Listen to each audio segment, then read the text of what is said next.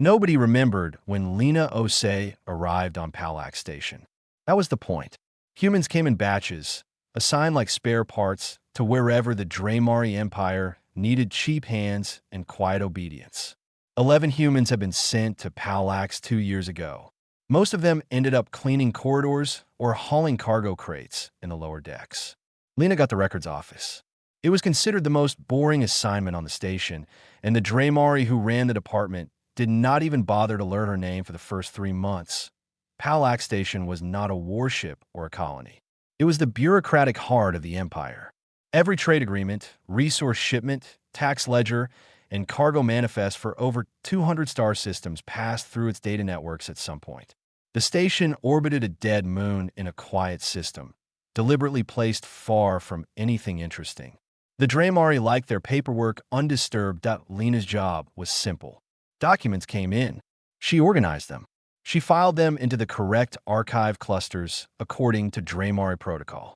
She tagged them, timestamped them, and moved on to the next batch. Her supervisor, an overseer named Bren, checked her work once during her first week and never checked again. She was efficient. She was silent. She was, in his words to a colleague, the most tolerable human he had ever been assigned. What Bren did not know was that Lena read everything on Earth before the surrender. She had been a forensic accountant. She had spent 9 years tracing money through shell companies, fake invoices, and layer transactions designed to hide theft. She had brought down a corporate fraud network that spanned 4 countries. She was very good at her job, and when the Draymari conquered Earth through a quiet diplomatic surrender that most humans still did not fully understand, all of that expertise became worthless overnight. She was reclassified as a service being and shipped to a station where no one cared what she had been before. But numbers were numbers in any language. And the Draymari kept very detailed records. IT started small. A cargo manifest for agricultural supplies heading to a conquered world called Finale Prime listed a shipment of 12,000 metric units. The corresponding receiving log from Finale Prime listed 9,000. The difference was not flagged anywhere. Lena noticed it because the 2 documents passed through her hands on the same afternoon. She filed both correctly and said nothing. A week later, she saw a similar gap in a fuel allocation report for the Outer Rim fleet. Then another in a construction materials shipment for a colonial expansion project. Then another, and another. Each discrepancy was small enough to be dismissed as a rounding error or a clerical mistake. But Lena had spent her career on Earth learning that small discrepancies were never random when they all pointed in the same direction. She began keeping a mental map. She could not write anything down. Her terminal was monitored for unauthorized data creation, and the Draymari were thorough about restricting what service beings could access. But Lena had always had an exceptional memory for numbers. She held the patterns in her head the way a musician holds a melody, adding new notes every day as more documents passed through her hands. Within 6 months, she understood the shape of it. Governor Tez Sad, the highest-ranking Draymari official on Palak Station, was at the center of a resource theft network. He and a group of senior officials across at least 40 star systems were skimming from the Empire's own supply chains. They falsified output reports from conquered worlds, diverted shipments through ghost logistics routes, and buried the stolen wealth in shell allocations that existed only on paper. The conquered species whose labor produced those resources were blamed for the shortfalls and punished with even harsher quotas. IT was elegant in a terrible way. The system was designed so that no single document revealed the truth. The fraud was spread across thousands of files in dozens of departments, and the only people who handled all those files were low-ranking clerks like Lena, beings the Draymari considered too stupid to understand what they were looking at. Lena understood perfectly. She did not report it. She had been in the Empire long enough to know what happened when a conquered species accused a governor of corruption. The complaint would be deleted. The human who filed it would be transferred to a mining colony or simply disappeared. The Draymari did not tolerate accusations from below. She waited. She filed. She read. She remembered. Her only companion on the station was a finale maintenance worker named Darrow. He was old, quiet, and tired in the way that people get when they have been conquered for a long time. He fixed broken pipes and faulty air systems on the lower decks. And sometimes he sat with Lena during meal breaks because she was one of the few beings on the station who did not look through him like he was invisible. They rarely talked about anything important. He told her about Finale Prime. She told him about Earth. They shared the kind of silence that people share when words are too expensive and trust is too dangerous. One afternoon, Bryn dropped a restricted logistics file on Lena's terminal. It was meant for a senior analyst in the governor's office, but Bryn was busy and careless, and the filing queue was backed up. He told her to archive it in the priority cluster without reading it. Standard procedure for restricted material handled by service beings. Lena archived it exactly where he told her to. She followed every protocol. She did not copy it, flag it, or do anything that would show on a system log. But she had already read every line before Bryn finished walking away. And that single file connected the last 3 pieces of the map she had been building in her head for 2 years. She closed her terminal at the end of her shift, walked back to her quarters, and lay down on her narrow bed in the dark.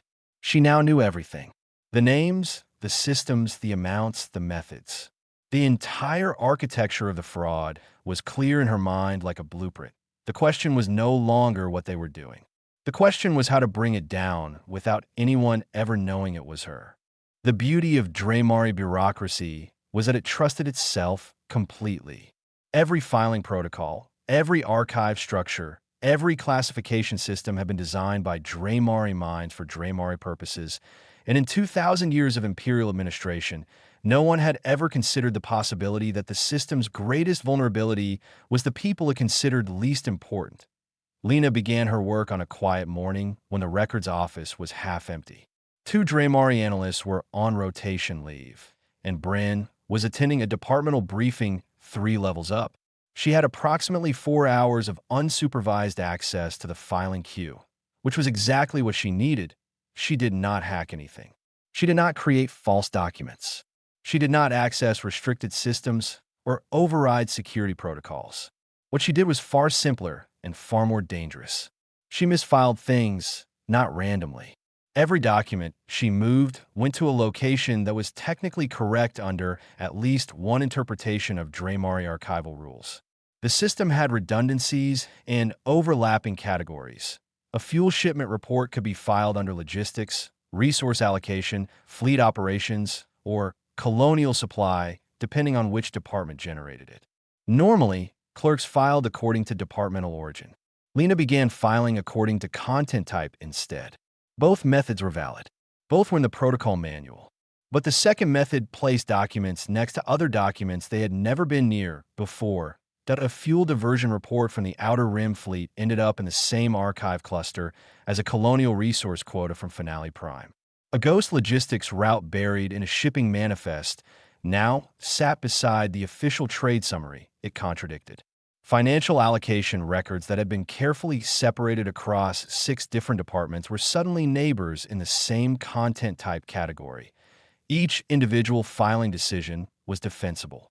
If anyone questioned her, she could point to the protocol manual and show them the rules she followed.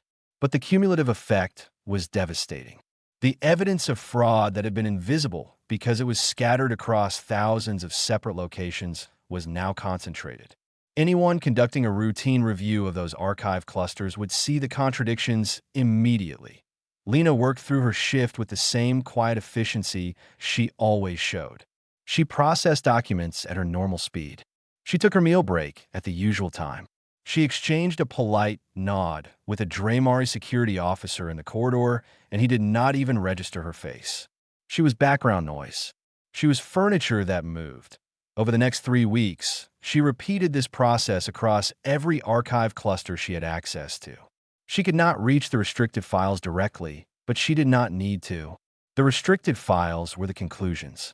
She was arranging the premises, the ordinary trade records, shipping logs, and resource reports that anyone could access. When laid side by side, they told the story all by themselves. During a meal break, Darrow sat down across from her with his tray of station food. He looked tired. He always looked tired, but lately there was something sharper in it, something closer to anger than exhaustion. He told her that maintenance supplies for the lower decks had been cut again. The air filtration systems on levels 40 through 55 were running at 60% because replacement filters had not arrived for 3 months. The Draymari living quarters on the upper levels had brand new systems installed last week. Lena asked him casually whether the maintenance department tracked supply orders separately from the station's central logistics. Darrow said yes. Maintenance kept their own logs because central logistics was unreliable and they needed records for their repair schedules. Lena nodded and changed the subject to the food, which was terrible as always. But inside her mind, another piece locked into place. The maintenance logs were an independent record of what supplies actually arrived on the station versus what the official logistics system claimed. They were kept in the maintenance database, which was considered too low priority to monitor or restrict. Another set of invisible documents that no one important ever looked at. She did not ask Darrow for access. She did not involve him in anything. She simply noted the existence of those logs and continued eating. Meanwhile, 3 levels above them, Commander Hallis was sitting in his office staring at a fleet supply report that did not make sense. Hallis was a military officer, not an administrator, but he was responsible for the readiness of the defensive fleet stationed at Palax. His ships needed fuel, and the fuel allocation numbers he had just received did not match what his quartermasters reported in their tanks. The gap was not enormous, but it was consistent. Every quarter, his fleet received slightly less than what the record said was shipped. He sent a formal query to Bryn's records department asking for the original shipping manifests. Bryn pulled the files personally, glanced at them, and sent Hallis a dismissive reply calling it a standard variance within acceptable parameters. Hallis read the reply, frowned, and filed it away. He was not the kind of officer who forgot discrepancies. He was the kind who collected them. 3 weeks later, he pulled a second set of records for a different quarter. The variance was identical. Same percentage, same direction. Supplies going in on paper, not arriving in full in reality. He flagged it again. Bryn dismissed it again. But this time, when Bryn pulled the records to check, he found something odd. The shipping manifests were filed in an archive cluster alongside colonial resource reports that showed similar gaps. He had never seen them together before. He assumed someone had made a filing error and moved on. He did not think about it again. Lena finished her shift that evening, walked to her quarters, and allowed herself a small, quiet breath. The cracks were forming. The contradictions she had arranged were beginning to surface on their own, pushed upward by the normal rhythms of station business. People were starting to notice things, not because she told them to look, but because the truth was now sitting in places where it was impossible to miss. She had not said a word to anyone. She had not broken a single rule, and the Empire's own records were beginning to speak for themselves. Commander Hallis was not a patient man, but he was a thorough one. When his third quarterly fuel report came back with the same impossible variance, he stopped sending polite queries to the records department and walked there himself. Bryn was not prepared for a military commander standing in his office doorway, demanding original source files.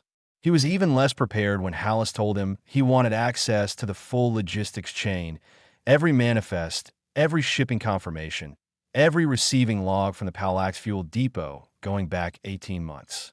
Bryn tried to explain that such a broad request required authorization from the governor's office. Hallis told him he would get that authorization within the hour. He did. Tezsad could not refuse a fleet readiness inquiry without raising suspicion, so he signed the access order with a tight smile and told Bryn to give the commander whatever he needed. Bryn pulled the files.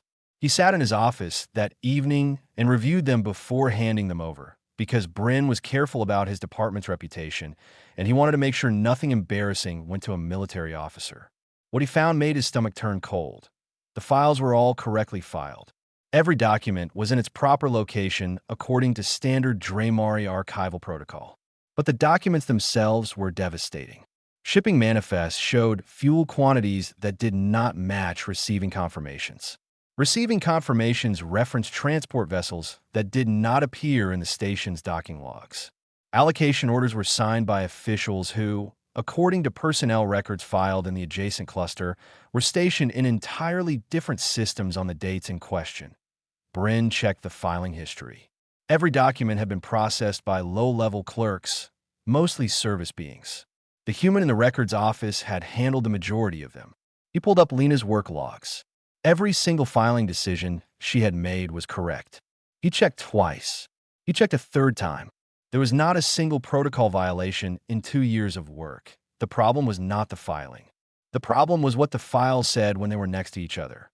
Bryn handed the package to Hallis the next morning without comment. Hallis spent 2 days reading it. Then he requested a private meeting with Governor Tez Sad. Tez Sad listened to Hallis describe the fuel discrepancies, and for the first time in the conversation, his expression changed. It was brief, a flicker behind his eyes that Hallis noticed and filed away. Tez Sad told the commander that the discrepancies were likely the result of a systemic data error in the records department and that he would order an internal review. Hallis left the meeting unconvinced. Tez Sad waited until the door closed, then contacted 3 people on encrypted channels within the hour. The internal review was swift and controlled. Bryn's department was audited by Tez Sad's own staff, people who already knew what they were supposed to find, which was nothing. They declared the records system sound and attributed the discrepancies to data migration errors from a software update 18 months ago. Case closed, but Tez Sad was not calm. He ordered certain files reclassified to restricted status and moved to secure archives that only senior officials could access. He wanted the contradictions buried again, separated, hidden in the vast ocean of imperial bureaucracy where they had always been invisible. What he did not know was that Lena had anticipated this exact response 3 weeks before Hallis ever walked into the records office. Lena had begun copying key data points into the most overlooked database on the station, the maintenance logs. She did not copy files directly. That would have triggered security flags. Instead, she filed routine maintenance request forms that referenced specific shipment numbers, dates, and quantities as part of standard supply tracking. A filter replacement request that noted the original supply order number. A ventilation repair log that referenced the cargo manifest for replacement parts. Each form was legitimate. Each one was processed through Duro's maintenance department without anyone noticing that the reference numbers embedded in them created a complete mirror of the evidence Tez Sad was trying to destroy. The maintenance database was considered junk data. It was never reviewed, never audited, never restricted. It was the digital equivalent of a storage closet that no one opened. Tez Sad's people reclassified and buried the original files. They believed the problem was solved. Meanwhile, Lena took one more step. Deep in the Draymari administrative system, there existed a channel for automated statistical reporting. It was designed to flag anomalies in resource distribution across the empire, sudden drops, unexpected surges, patterns that deviated from imperial projections. The channel was maintained by an automated system, but reports could be submitted manually by any authorized station personnel. The definition of authorized personnel, buried in a subsection of the administrative code that no one had updated in decades, included records clerks. Lena submitted a single statistical anomaly report. It contained no accusations, no names, no conclusions. It was a dry, numerical summary of resource distribution variances across the Palax sector for the past 3 years. Just numbers, just patterns, submitted through a channel so low-level and so automated that it bypassed every layer of oversight on Palax Station entirely. The report traveled through the Imperial Data Network at the speed of routine, unremarkable, unnoticed by anyone on Palax.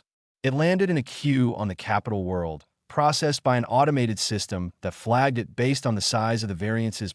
6 days later, a formal audit inquiry was transmitted from the office of High Arbiter Soreth to Palax Station, requesting a comprehensive review of sector resource allocation. Tez Sad received the inquiry during his morning briefing. Bryn said later that he had never seen the governor's face go that color before. And in the records office, Lena Osei continued filing documents in perfect silence, her expression as blank and unremarkable as the day she arrived. The audit team arrived on Palax Station aboard a sleek Imperial cruiser that docked at the senior officer's bay, the kind of bay that service beings were not allowed to walk past without escort. There were 7 auditors, all Draymari, all wearing the silver insignia of the High Arbiter's office. They carried authority that even Tez Sad could not override without making himself look guilty. Tez Sad greeted them with the performance of a man who had nothing to hide. He offered them full access to the station's records, assigned them a dedicated workspace on the administrative level, and made a public statement to his senior staff about the Empire's commitment to transparency and proper governance. Behind closed doors, he was moving faster than he had ever moved in his life. Within hours of the audit team's arrival, Tez Sad issued transfer orders for 6 of the 11 humans on Palak Station. The orders cited routine personnel rotation, nothing unusual. Lena Osei's name was third on the list. She was scheduled to be transferred to a mining outpost in the Dravis Belt, a place where humans went when the Empire wanted them forgotten. The transfer orders reached the audit team's desk as part of their initial review of station personnel movements. The lead auditor, a sharp-featured Draymari named Palarin, flagged them immediately. Moving personnel during an active audit was either remarkably poor timing or deliberate obstruction. He issued a hold on all staff transfers until the review was complete. Tez Sad received the hold order and said nothing. But that evening, 2 of his personal staff were seen entering the restricted data center on level 12, where the reclassified files were stored. The auditors began with the easy work, reviewing the station's official financial summaries, trade reports, and resource allocation tables. These documents had been carefully prepared and were internally consistent. Everything balanced. Everything looked clean. Palarin noted this to his team with a tone that suggested he found the perfection suspicious rather than reassuring. Then they moved to the source files. This was where the damage began. The source files, the raw manifests, shipping confirmations, receiving logs, and personnel records had been rearranged months ago by a records clerk who filed them according to content type rather than departmental origin. Both methods were valid under Draymari protocol. But the content type arrangement placed contradictory documents side by side, and contradictions that had been invisible when scattered across 60 different archive clusters were now impossible to miss. The Palarin's team found the first discrepancy within 3 hours. A fuel shipment to the Outer Rim fleet that existed in the logistics database but not in the docking logs. They found the second discrepancy 20 minutes later. A resource allocation for colonial development on Finale Prime that was twice the amount actually delivered. By the end of their first full day, they had flagged 47 inconsistencies across the Palak sector's records. Tez Sad requested a private meeting with Palarin and suggested that the inconsistencies were the result of a filing error by service beings who did not fully understand Draymari archival systems.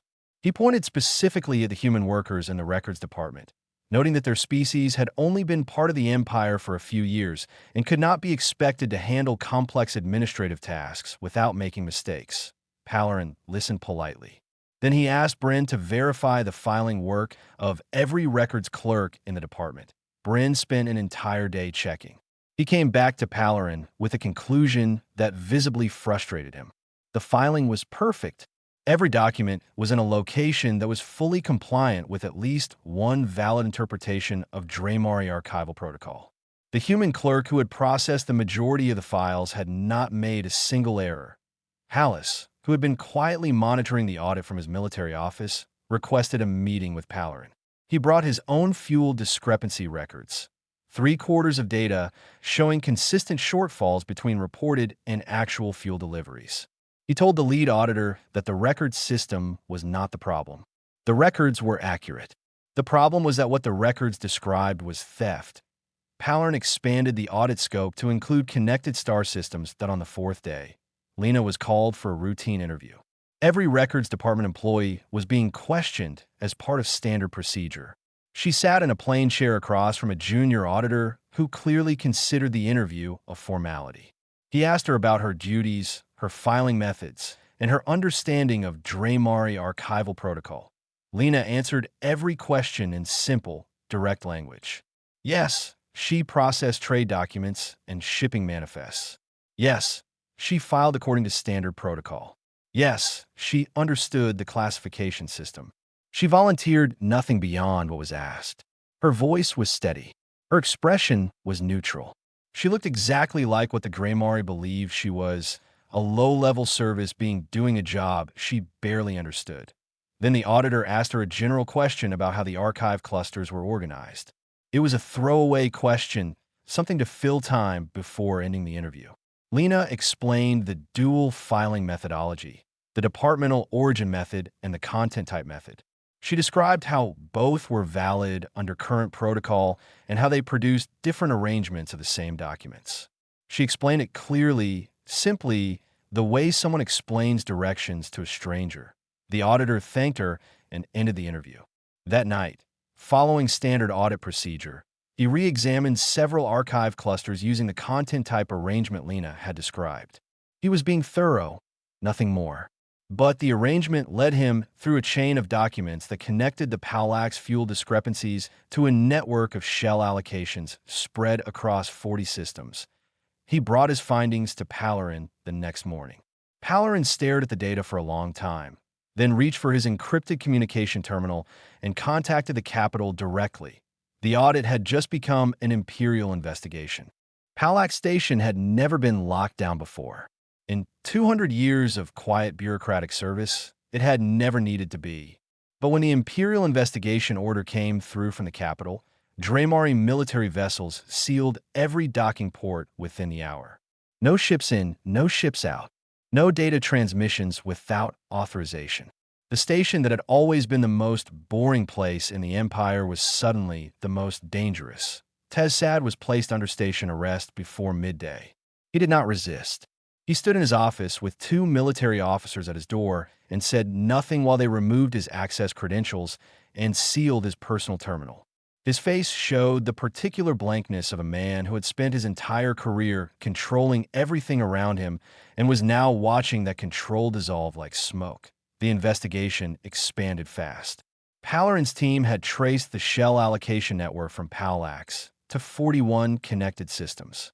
Governors, fleet quartermasters, trade administrators, and logistics officers across the sector were named in the evidence. Imperial security teams were dispatched to 14 stations simultaneously. Within a week, over 30 senior Draymari officials had been detained for questioning. The scale of it stunned even Palarin.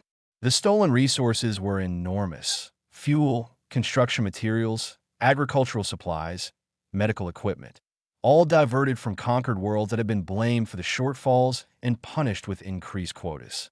The finale, the humans and a dozen other subjugated species had been starving and struggling not because they were unproductive, but because the people governing them were robbing the Empire's own supply chains. Tezsad, facing the reality that his network was collapsing, made one final move. He filed a formal accusation claiming that the humans on Palax Station had orchestrated a coordinated conspiracy to sabotage Imperial records and frame Draymari officials. He demanded that all 11 humans be detained, interrogated, and investigated as enemy agents. The accusation landed on Hallis's desk because he was the senior military officer on station. He read it slowly, then set it down and looked at the wall for a long time.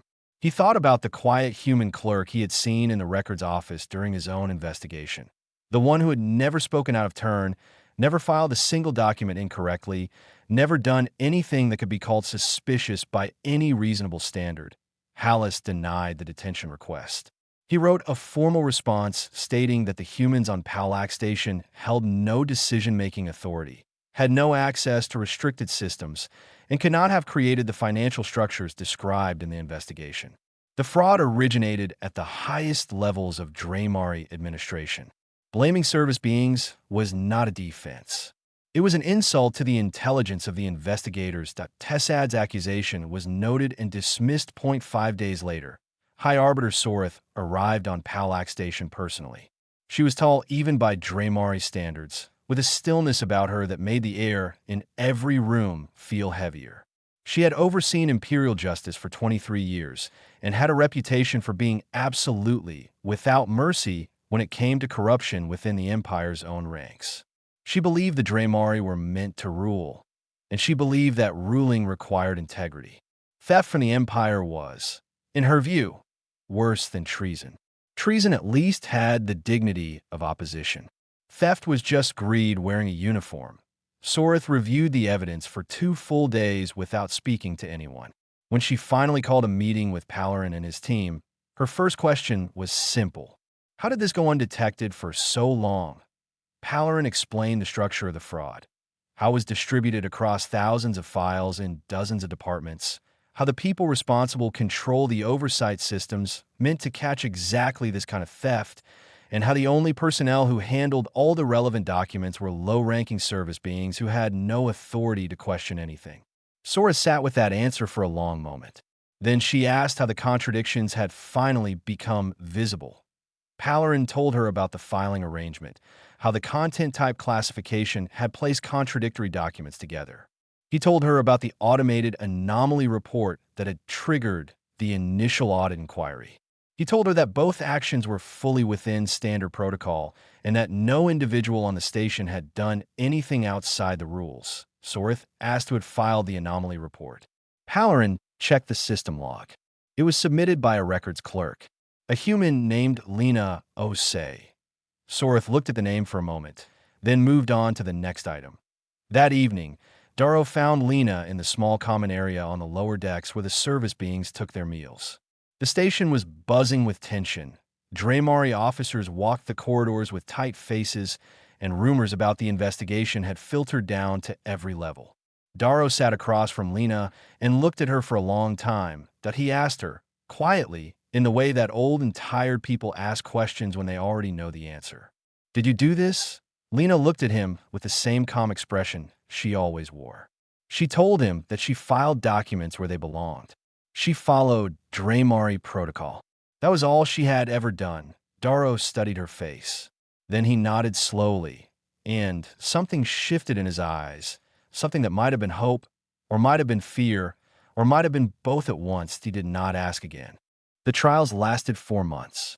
63 Draymari officials across 41 star systems were convicted of resource theft, fraud, falsification of imperial records, and systematic exploitation of conquered worlds.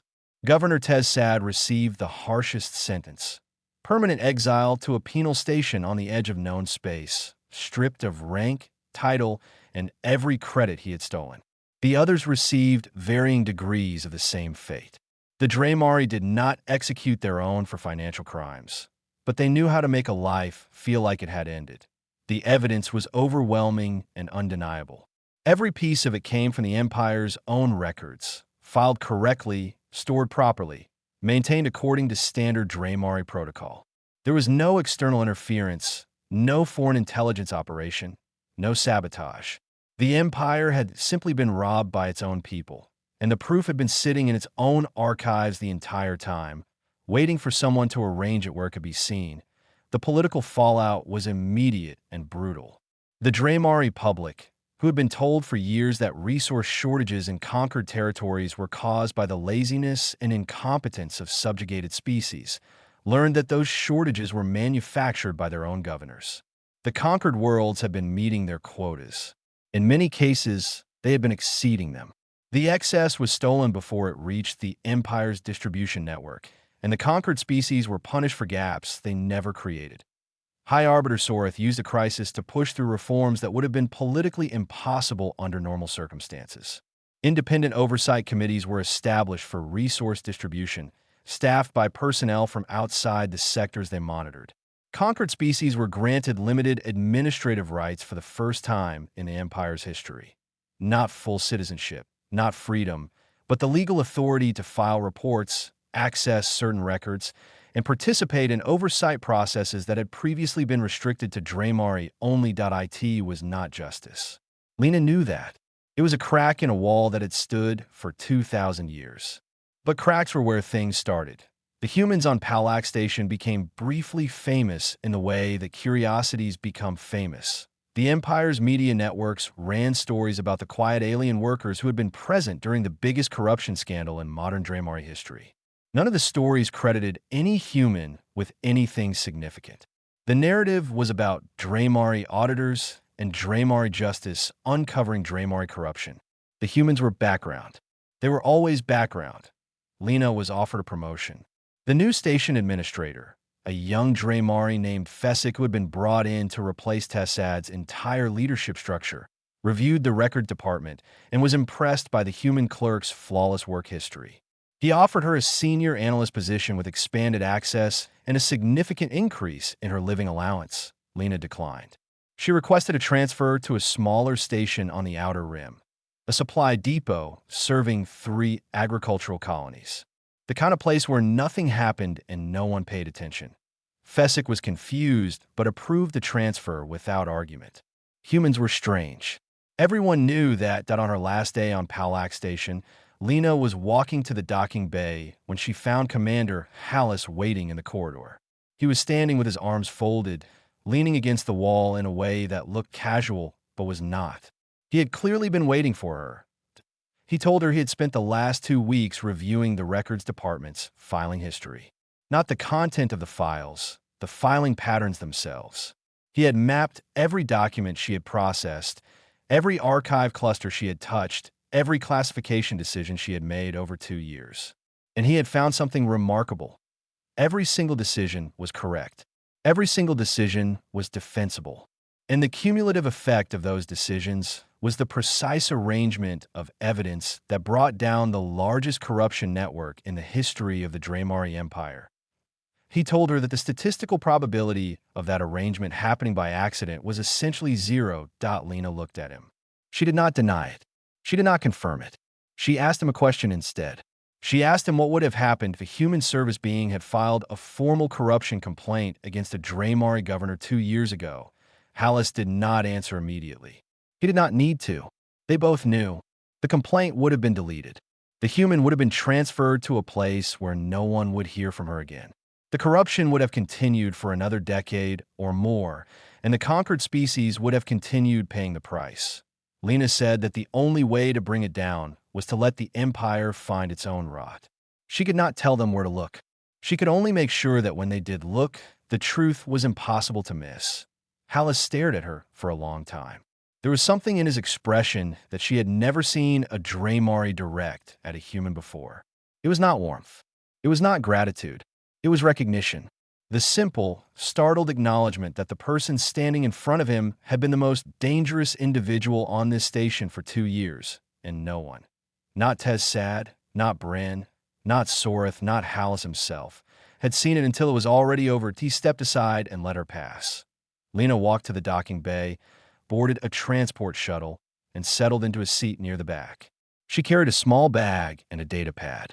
Around her, other passengers talked and moved and filled the space with noise. No one looked at her. No one noticed her. She was a quiet human woman with a forgettable face, heading to a station where nothing important ever happened. The shuttle departed Palak Station, and Lena watched through the small window as the massive structure grew smaller behind her.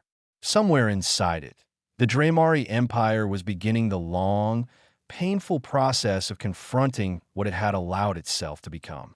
It would take years. It would take more crises, more scandals, more cracks in the wall. But it had started, and it had started because one person they considered invisible had understood something they never would.